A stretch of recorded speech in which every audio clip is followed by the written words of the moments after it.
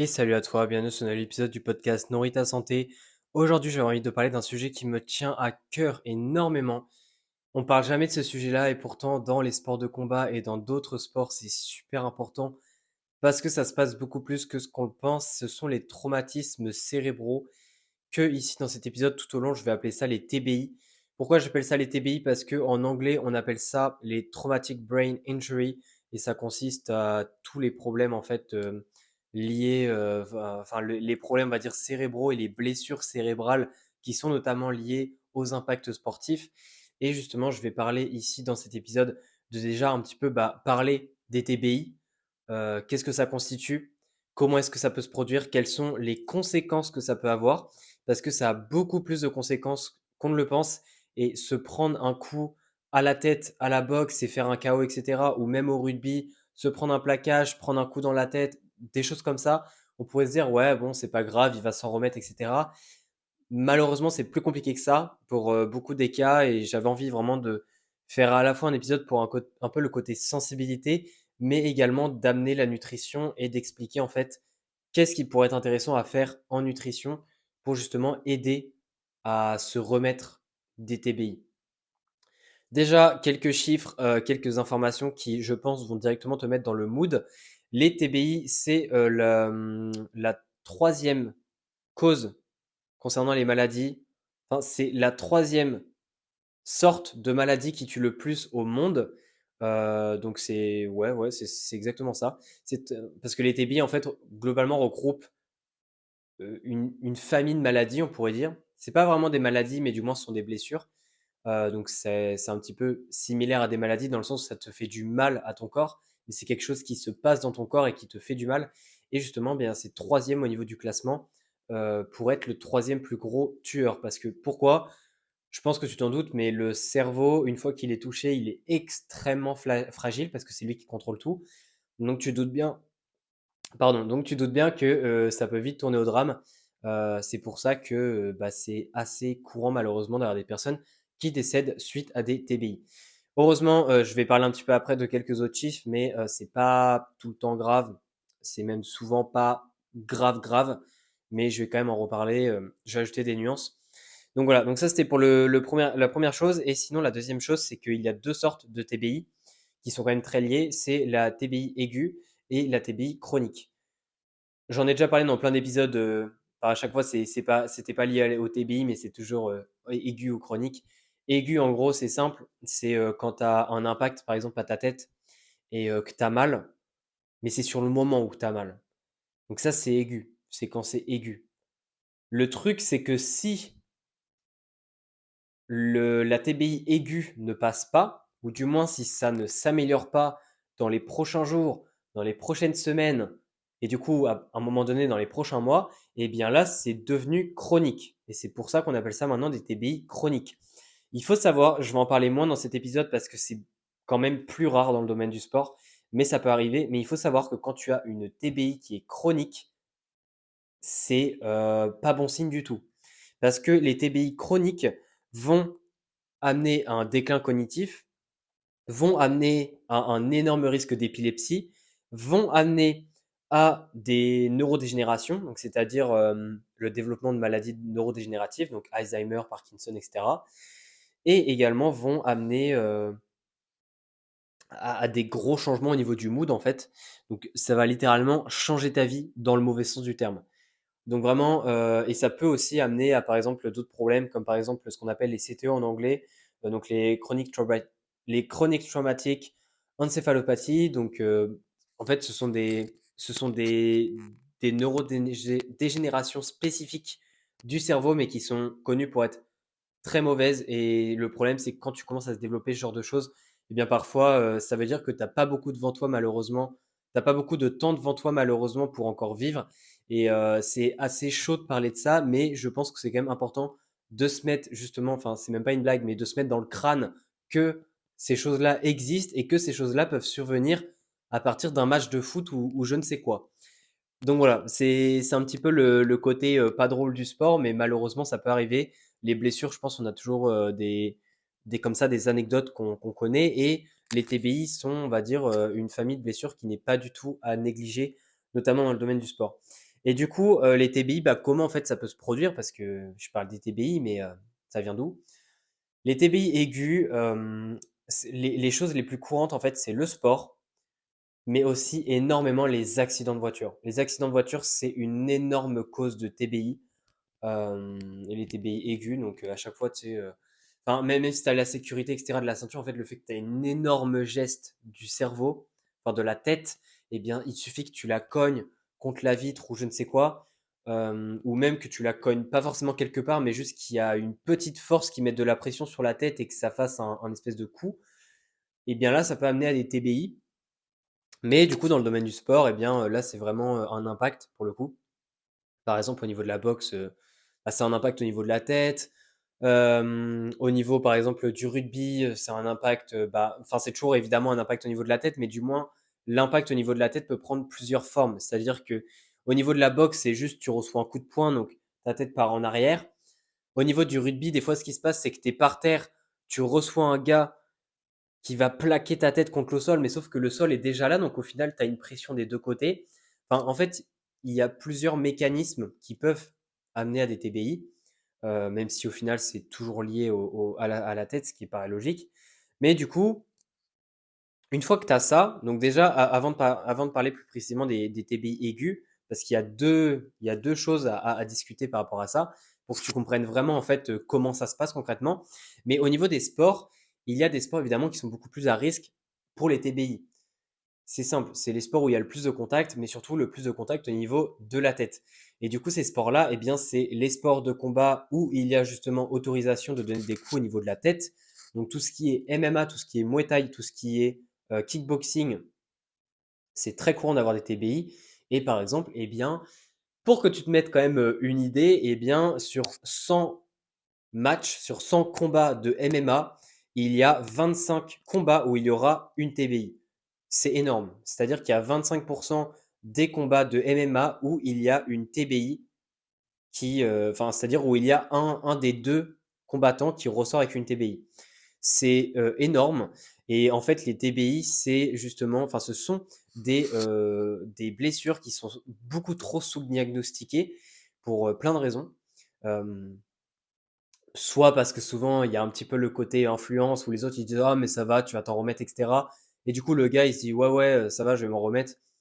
Et on va dire il néglige le fait qu'il y a un besoin de diagnostic, soit qu'au final c'est bâclé, c'est-à-dire que la personne veut très vite retourner à l'entraînement alors qu'au final il faut pas, etc. Donc il n'y a pas eu le temps de prendre en charge ou quoi. Enfin, il y a plein de raisons, mais en tout cas c'est enfin c'est pas du tout pris en charge correctement. Donc du coup il y a les sports de combat comme je le disais. Il y a également le rugby, il y a le football américain et il y a le hockey sur glace. C'est vraiment ces sports-là, c'est vraiment les sports où il y a le plus de TBI en termes de fréquence. Et au final, quand on regarde les sports, c'est pas trop surprenant.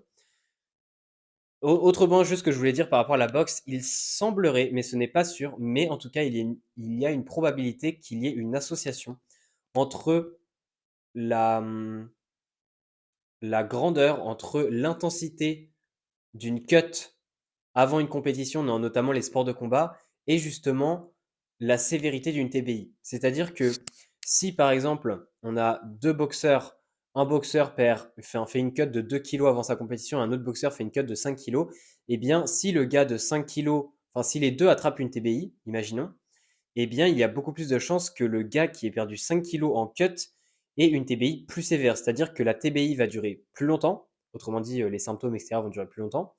Donc il y a plus de risques que ça se prolonge et que malheureusement ça peut potentiellement finir en TBI chronique, même si je te rassure, c'est quand même pas si courant que ça d'arriver en chronique. Et en plus de ça, eh bien, ça va être aussi plus intense, c'est-à-dire que ça va être plus long, les symptômes vont être plus intenses, vont être plus douloureux, etc. Mais ça, j'en reparlerai après des symptômes. Donc ça, c'était juste petit aparté. Encore une fois, je dis pas que les cuts c'est mal. Moi-même, j'aide des athlètes et des combattants à faire des cuts. Il y a évidemment une bonne façon de faire, hein, parce qu'il y a une association, mais moi, ce qui m'intéresse de savoir, c'est est-ce que cette association prend en compte que des cuts qui sont mal faites? Parce qu'au final, si une cut est mal faite, il y a déjà une déshydratation, il y a une faiblesse musculaire. Je pense pas que ça aide pour les TBI, mais si au final la cut est bien faite et qu'il n'y a pas de déficience nutritionnelle en tant que telle, si le processus de récupération est bien fait, je suis pas sûr qu'il y ait une association, ou du moins, je ne sais pas, mais je pense en tout cas qu'il y a quand même moins d'associations. Voilà, ça serait intéressant pour moi que ça soit étudié, comme ça, j'en reparlerai. Mais en tout cas, pour le moment, c'est ce qu'on a comme données. Maintenant que j'ai fini un peu avec les sports, je vais quand même parler concrètement que dans les TBI aigus, eh bien, il y a ce qu'on appelle la TBI primaire et il y a la TBI secondaire. La TBI primaire, c'est très simple, c'est le résultat de l'impact. C'est-à-dire que c'est une subconcussion, c'est une concussion. Donc les concussions, c'est extrêmement courant en boxe, c'est généralement ce qu'on a. Les concussions, c'est vraiment une des TBI les plus connues. C'est pas forcément la plus grave, mais c'est pas forcément la plus innocente, on va dire. Donc voilà. Mais sinon, voilà, en gros, c'est l'impact, c'est le résultat de l'impact. Soit c'est une concussion, soit c'est une fracture, soit c'est une hémorragie. Enfin bref, il y a plein de choses possibles. Mais ça, c'est ce qu'on appelle la TBI primaire. À savoir que la TBI primaire, du coup, c'est dans la TBI aiguë. Voilà, c'est un peu une sous-catégorie. Et du coup, en fait, ce qui se passe, c'est qu'il peut y avoir une TBI secondaire, mais qui se passe généralement si, justement, il n'y a pas de prise en charge très rapide de la TBI. C'est-à-dire que les quelques heures après la TBI, donc après l'impact, eh bien, s'il n'y a pas de prise en charge et s'il n'y a pas, par exemple, de prise de certains médicaments ou autres, eh bien, il y a possiblement une TBI secondaire qui va se développer. Et une TBI secondaire, en fait, c'est au final l'impact de la perturbation au niveau du cerveau qui va y avoir sur ton corps, que ce soit intracranial ou alors extracrânaire. Je sais, oui, intracrânaire et extracrânaire. Je confonds avec des termes anglais, pardon. Et du coup, en fait, par exemple, pour donner des exemples, extracrânaire, eh bien, c'est plutôt des problèmes de respiration qui peuvent survenir d'un coup. Euh, tout ce qui est intra, c'est plutôt tout ce qui est perturbation au niveau du métabolisme du calcium. Également, tout ce qui est une augmentation des ROS, donc des Radical Oxygen Species, donc des molécules perturbatrices, on va dire, du bilan antioxydant du cerveau. Donc en fait, il y a plein de choses qui peuvent se passer, mais au niveau des TBI secondaires, c'est pas du tout clair. On sait que ça se passe, mais on ne sait pas trop pourquoi ça se passe. Enfin, c'est pas très clair en fait, les TBI secondaires.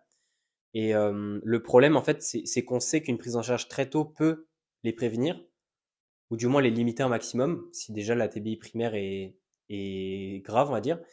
Mais on ne sait pas vraiment pourquoi, en fait, les TBI secondaires se passent comme ça. C'est-à-dire que pourquoi il y a des problèmes de respiration d'un coup, et des fois non. C'est pas très clair. Donc voilà un petit peu pour ces deux-là. Donc maintenant, j'ai un peu parlé de la théorie et j'avais envie de parler avant de discuter de la nutrition. Déjà, première chose, au niveau des traitements, si on parle pas de la nutrition, c'est très compliqué. Et c'est notamment pour ça aussi que c'est très très tueur, les TBI, c'est que en fait, euh, on n'a pas vraiment de traitements médicaux pour les TBI parce qu'il y a beaucoup de traitements médicaux qui sont utilisés, mais des fois ils sont utilisés simplement parce qu'on sait qu'il va y avoir un peu d'effet placebo, si on dit aux patients que ça va fonctionner. Mais il n'y a pas en fait de traitement qui a été prouvé comme étant efficace pour les TBI. Et, euh, et en fait, c'est pas une très bonne nouvelle justement. Mais c'est encore à l'heure actuelle, on ne sait pas vraiment en fait quel médicament peut avoir vraiment des effets très intéressants sur le soin des TBI. Donc ça, c'est quand même quelque chose que je souhaite importer, même si c'est pas ma partie le médical. Bah, c'est quand même important de garder justement en tête que les traitements c'est compliqué. Et sinon, au niveau des conséquences, eh bien, au niveau des conséquences, globalement, les TBI ont beaucoup de conséquences au niveau des développements en fait, de plein de choses et au niveau de certains symptômes. Donc, par exemple, la dépression, c'est assez courant en fait chez les personnes qui ont au moins une TBI dans leur vie.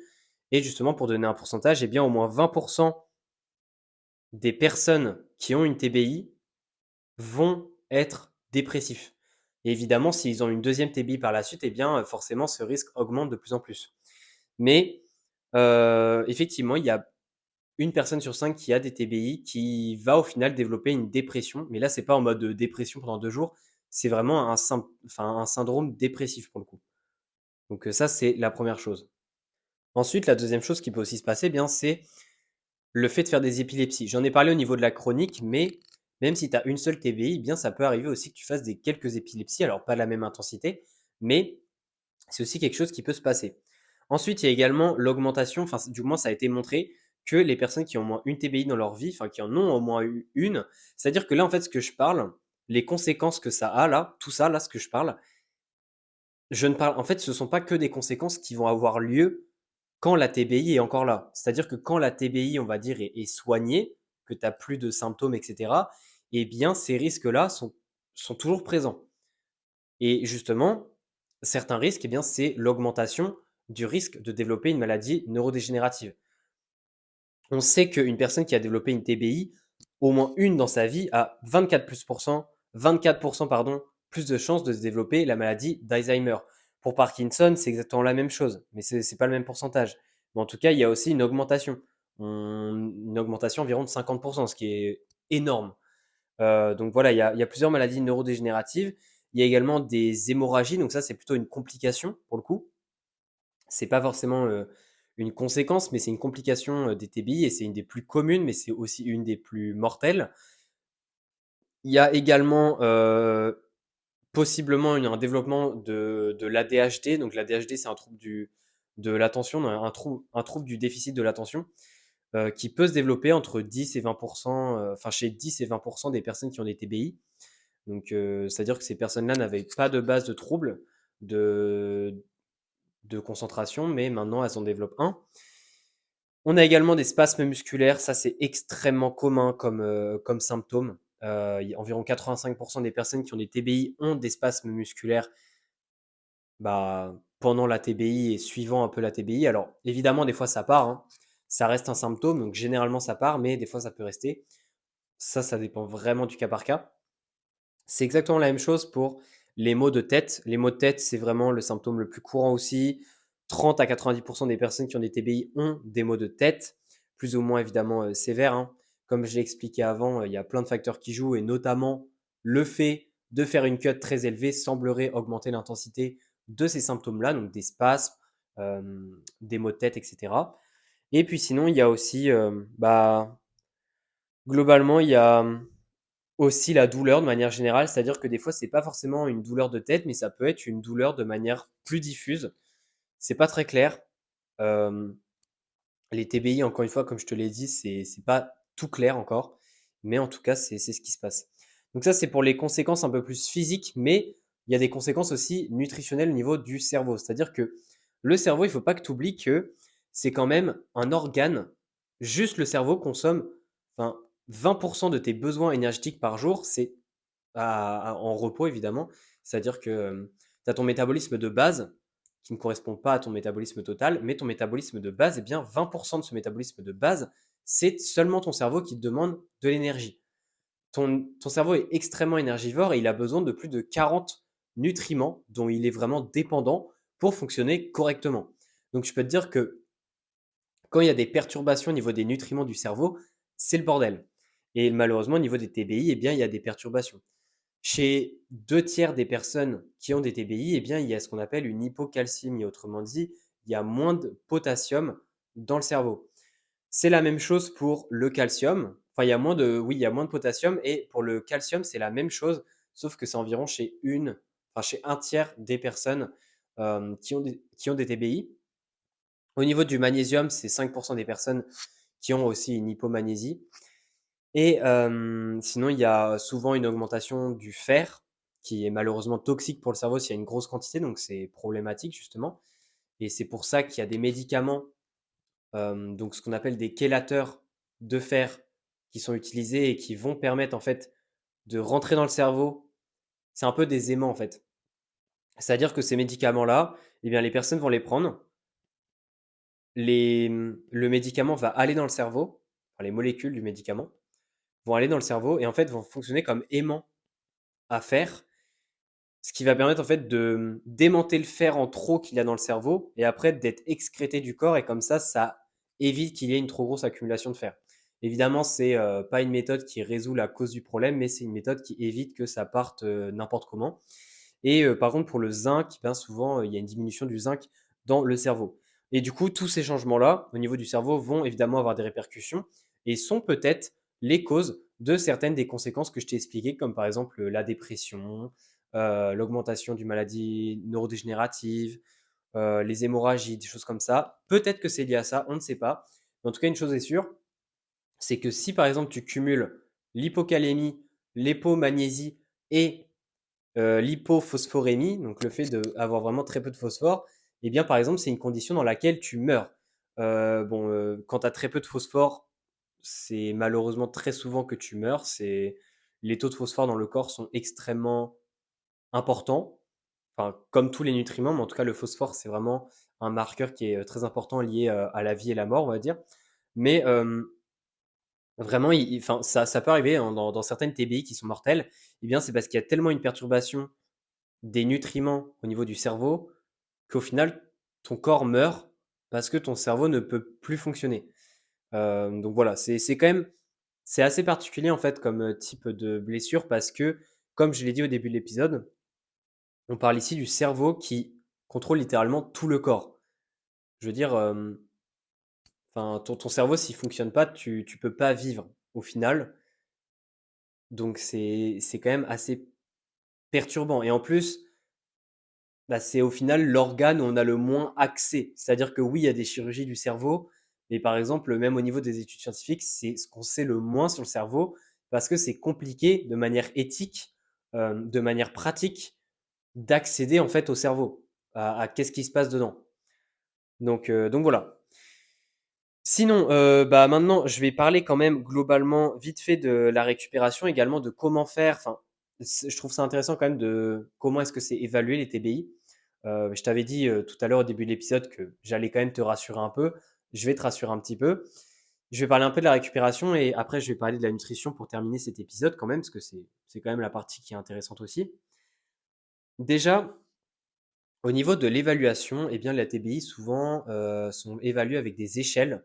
Donc, par exemple, il y a l'échelle GCS pardon, qui est la Glasgow Coma Scale, qui est, enfin, qui va généralement en tout cas de 1 à 15 en moyenne, et ça permet en fait d'estimer le. Bon, évidemment, pour chaque niveau, il y a des indications, mais en tout cas, ça permet d'estimer en fait le degré de sévérité des TBI.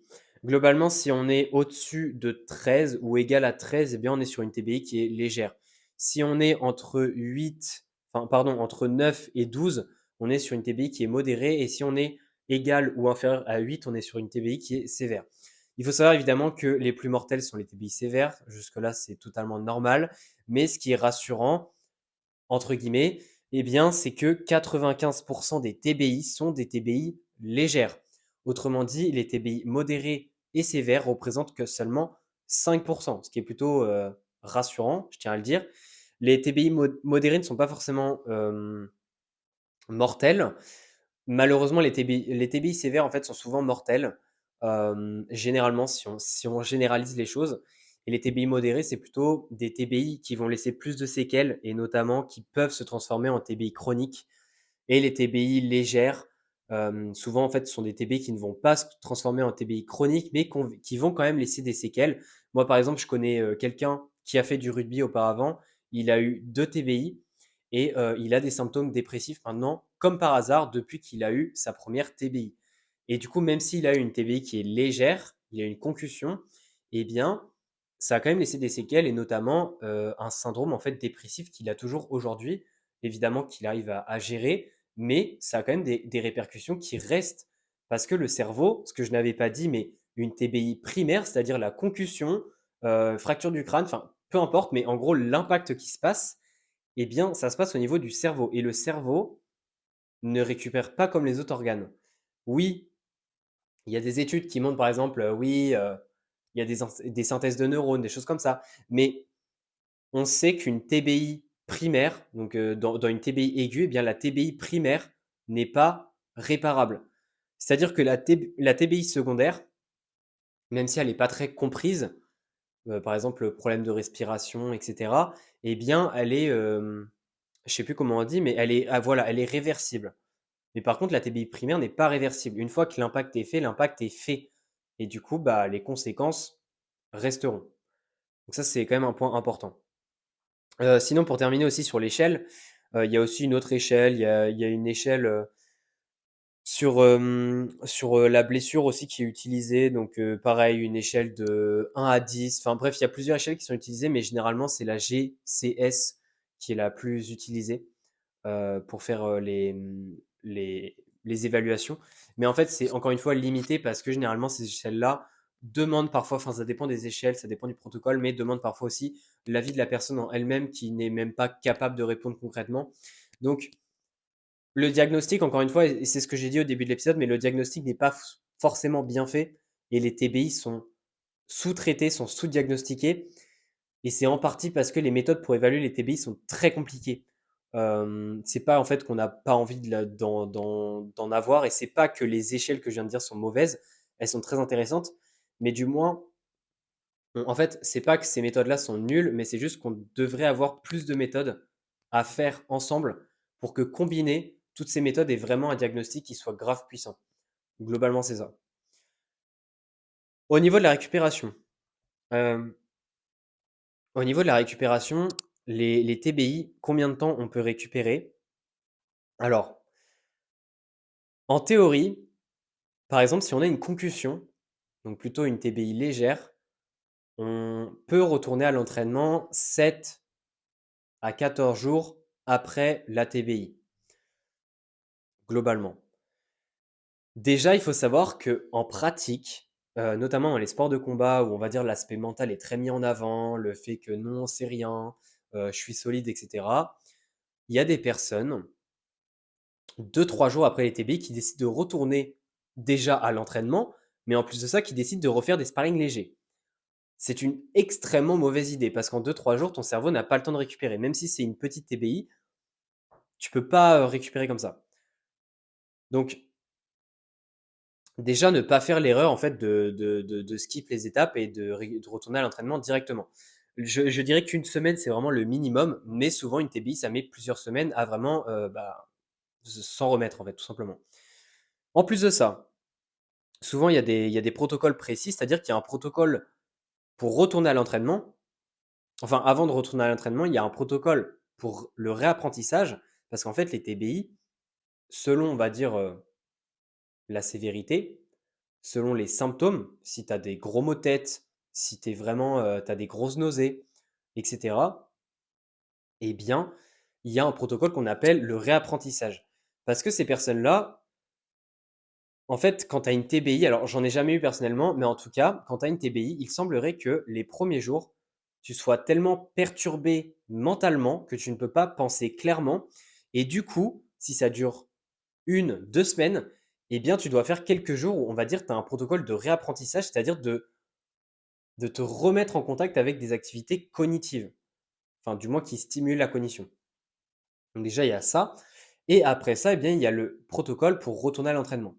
Donc ce qu'on appelle généralement, enfin souvent ça a un nom, mais souvent ça a enfin c'est le RSP protocole, en gros Return to Sport protocol, qui aussi prend certains jours, parce qu'au final, au début, il faut que tu réapprennes à être en contact avec des activités cognitives, parce qu'au final, le sport est une activité cognitive, mais en plus de ça, eh bien, il y a des mouvements physiques.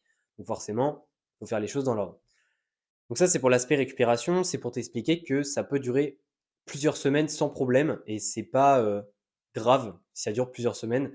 Il faut mieux faire les choses correctement, et au moins que tu récupères correctement, et qu'après, ça évite de rechuter au final. Maintenant que tout ça est discuté, on va pouvoir parler de la nutrition, parce que c'est quand même ce qui nous intéresse. Et du coup, j'avais envie de donner quand même quelques données par rapport à ça. Alors déjà, il faut savoir que à l'heure actuelle, il n'y a pas de suppléments. Je préfère le dire directement, mais à l'heure actuelle, il n'y a pas encore de suppléments qui sont conseillés pour les TBI, ou du moins qui sont conseillés de manière officielle, parce que c'est un sujet qui est très complexe, parce que c'est lié au cerveau notamment.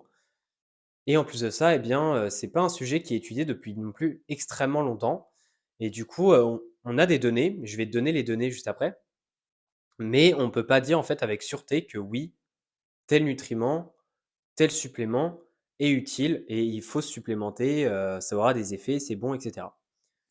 Mais il y a quand même des suppléments qui sont, très intéressants et qui ont du potentiel donc je vais quand même te les partager ici. Première chose, c'est pas un supplément, mais c'est quelque chose de enfin, c'est la base, ce sont les calories. Pour tout ce qui est blessure, pour tout ce qui est maladie, les calories sont la clé. Si tu ne manges pas assez de calories, comment tu veux récupérer? Si tu apportes moins d'énergie à ton corps que ce qu'il en a besoin, surtout que quand il veut récupérer d'une blessure, d'une maladie, enfin bref, peu importe, mais notamment d'une TBI, eh bien, il a besoin encore plus d'énergie parce qu'il est en situation de stress et du coup, il cherche à vraiment récupérer. Comment tu veux que ton corps récupère le plus rapidement possible si tu ne lui donnes pas l'énergie qu'il te demande au minimum?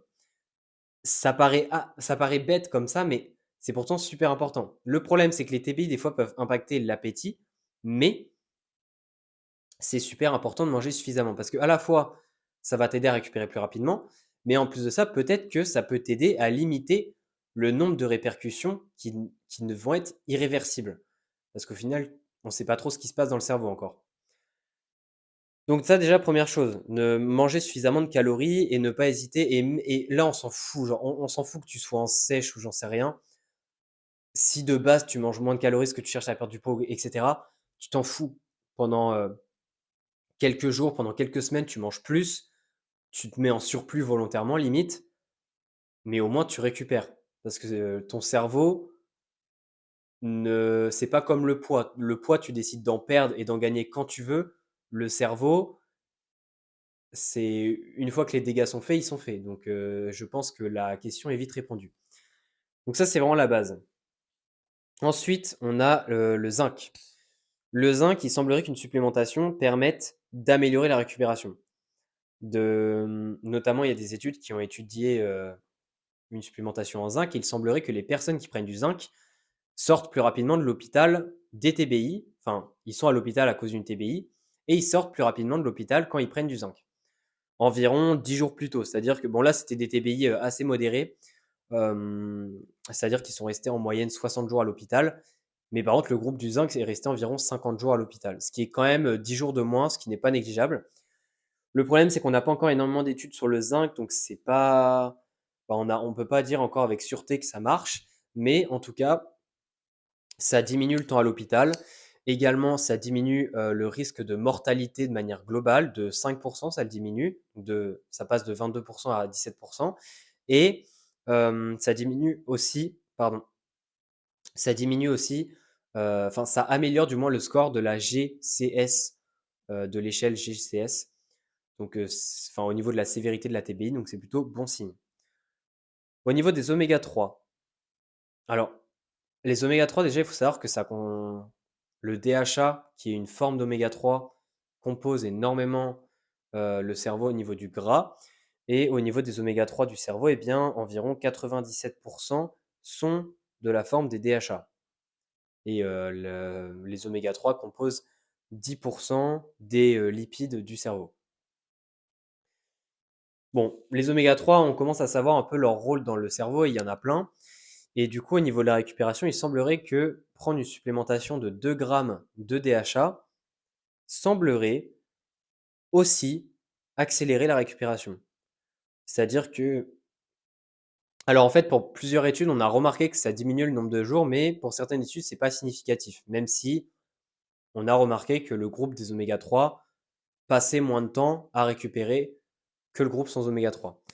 Mais en tout cas, il y a une étude qui a montré que c'était significatif, donc sur 12 semaines, et qui a montré en fait que les personnes récupéraient en moyenne en seulement 14 jours, vs 20 jours pour le groupe qui ne prenait pas d'oméga 3. Donc, ce qui fait quand même sur 3 semaines de récupération, ce qui fait quand même une semaine de moins, ce qui n'est pas négligeable. Donc, au niveau du dosage, ouais, souvent c'était 2 grammes utilisés dans les études. Généralement, la limite, c'est 5-7 grammes par jour maximum d'oméga 3 en supplémentation. Donc, on est quand même assez large. Mais voilà, en tout cas, ça reste un supplément qui a du potentiel. Et c'est d'ailleurs le supplément qui a le plus de potentiel pour les TBI. Ce sont les oméga 3. Ensuite, il y en a un autre, c'est la vitamine D. Alors, pas beaucoup d'études encore une fois, mais il semblerait qu'une grosse dose de vitamine D, ou alors même une dose répartie en vitamine D tous les jours, semblerait augmenter le score cognitifs. C'est-à-dire que, notamment pendant le protocole de réapprentissage, eh bien, il y a des tests cognitifs qui sont utilisés, un peu des exercices et au final, ces exercices-là, eh bien, les personnes qui prennent de la vitamine D ont souvent des meilleurs scores. Donc est-ce que ça aide à justement améliorer l'aspect récupération et notamment au niveau de la cognition? Peut-être. On ne sait pas en fait les détails, mais en tout cas, ça a des effets. Au niveau d'un protocole de 12 semaines, pareil, au niveau des tests cognitifs. Au niveau du magnésium, le magnésium, alors là, c'était de l'oxyde de magnésium pour être plus précis. Il semblerait que ça à la fois accélère la récupération, donc comme l'oméga 3 et le zinc, mais aussi que ça diminue l'intensité des symptômes. Ça, c'est intéressant parce que même si les autres suppléments, donc oméga 3 et zinc, accélèrent la récupération, au final, on ne sait pas si ça diminue quand même la sévérité des symptômes, parce que on sait que ça diminue la durée, mais on ne sait pas si ça diminue pardon, l'intensité. Donc ça, c'est un point qui est intéressant au niveau du magnésium. Encore une fois, on manque de données, mais il y a du potentiel. Et enfin, le dernier, eh bien, c'est ce qu'on appelle le NAC, donc le N-acétyl. Il y a aussi du potentiel, pareil, parce que c'est le précurseur du glutathion, qui est un des plus gros antioxydants du corps. Et on sait qu'en fait, je l'ai expliqué avant, mais on sait que pendant les TBI, en fait, ton cerveau, il manque d'antioxydants. Du coup, bah, il y a eu des effets en fait du N-acétyl, mais on ne sait pas en fait si c'est directement son effet d'antioxydant au niveau du cerveau avec le glutathion ou si c'est autre chose. Mais en tout cas, il y a aussi du potentiel. Globalement, pour conclure cet épisode, qui je sais pas s'il était assez long, mais j'ai l'impression qu'il était assez long, mais je voulais vraiment expliquer ce sujet à un maximum. Là, je commence à plus avoir, j'ai déjà enregistré plein de podcasts avant, donc là, ma voix commence à partir, mais c'était vraiment très, très cool. Mais quand même pour finir cet épisode, est-ce qu'il y a des suppléments à prendre? La réponse est non. Du moins, il y a pas de supplément officiel, mais plusieurs petits points pour terminer, qui ne vont pas être très longs, mais qui sont importants. Déjà, j'espère que cet épisode t'aura plu et aura été assez précis au niveau de la théorie. J'ai essayé vraiment d'amener un maximum de valeur, et que ce soit le plus clair pour toi, parce que je pense que c'est important aussi d'avoir une notion bah, des TBI, en fait, de qu'est-ce que c'est. Parce qu'il y a forcément des proches autour de toi, malheureusement, qui auront au moins une petite TBI dans leur vie. Et je pense que c'est important en tant que proche de savoir en fait les répercussions que ça a. Parce que ça a beaucoup de répercussions sur le moral. Et parfois, je pense que les personnes peuvent se dire: «Oh là là, mais il chipote, il a juste eu un petit coup dans la tête». Et je pense que c'est important de prendre conscience, en fait, que c'est pas du chipotage, c'est juste qu'il y a des répercussions et que le cerveau, je pense que, on va dire, déjà l'organe est sensible, mais je pense que c'est un sujet assez sensible parce que l'aspect irréversible n'est pas facile à avaler quand tu es la personne qui est touchée. Parce qu'en fait, tu te dis que là, ce qui vient de se passer, tu peux plus agir dessus. Genre, c'est fait, et ça a des conséquences que tu ne peux pas bah, reverser en quelque sorte. Donc ça, c'est le premier point. Deuxième point, même s'il n'y a pas de supplément officiel, première chose, mange suffisamment de calories. Encore une fois, j'en ai rien à faire que tu sois en sèche ou je ne sais quoi, mais si tu as une TBI, je t'en supplie, si je te demande une seule chose à faire, c'est de manger suffisamment, ou du moins de manger assez de calories. Ne te restreins pas. Je pense que c'est vraiment une des choses les plus importantes pour récupérer des TBI en concernant l'alimentation. Donc vraiment, super important. Et fais en sorte de manger des aliments vraiment de qualité, un maximum, parce qu'il n'y a pas que les calories, mais on sait très bien que le cerveau il galère au niveau des nutriments. Donc fais en sorte de manger beaucoup de calories, certes, mais d'avoir quand même une base de nutriments, enfin d'aliments de qualité pour que tu apportes quand même beaucoup de nutriments. Vraiment, vraiment ça c'est vraiment si j'aurais une chose à te demander, c'est ça. Mais dernière chose quand même, dernier point, si tu prends déjà certains suppléments que je t'ai listés pour d'autres raisons, tant mieux. Par exemple, la vitamine D, si tu en prends à l'année, moi personnellement c'est ce que je fais, mais si tu en prends à l'année, tant mieux.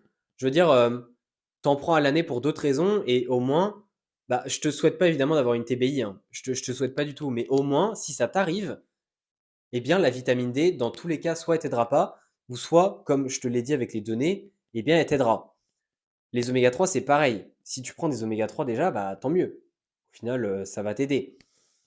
Bon, le N-acétyl, je pense pas que tu en prennes. Le magnésium, peut-être que tu en prends. Alors, même si c'est pas de l'oxyde de magnésium, je pense que ça a des effets similaires. Là, c'est la forme de magnésium qui a été étudiée. Mais les autres formes, évidemment, il faut qu'on les étudie. Mais si tu prends du gluconate de magnésium, peut-être que ça a des effets similaires. Voilà, quand j'aurai des données, j'en reparlerai, je pense. Mais en tout cas, voilà, ça c'est important. Et pareil pour le zinc, hein, si tu en prends aussi, bah, c'est bénéf. Donc voilà un petit peu pour cet épisode. J'espère qu'il t'aura plu. Il était assez long, mais je pense que c'est important ces sujets-là de vraiment prendre le temps. Si encore une fois, tu veux être suivi dans ton alimentation, notamment pour tes sports de combat, si tu en fais, ou même pour ton sport de manière globale, n'hésite pas à m'envoyer un message, également à cliquer sur le premier lien dans la description de l'épisode de podcast pour en savoir plus sur mes suivis personnalisés et pour réserver un appel gratuitement avec moi où on en discutera, on discutera un peu de tout sans engagement ni rien, hein. C'est vraiment, ça me fait plaisir en fait d'avoir des appels comme ça, d'échanger. Et même si derrière ça ne se transforme pas en suivi, il n'y a pas de problème pour moi. C'est toujours un plaisir d'échanger avec vous. Donc, euh, donc voilà, et puis sinon on se dit à la prochaine, à ciao.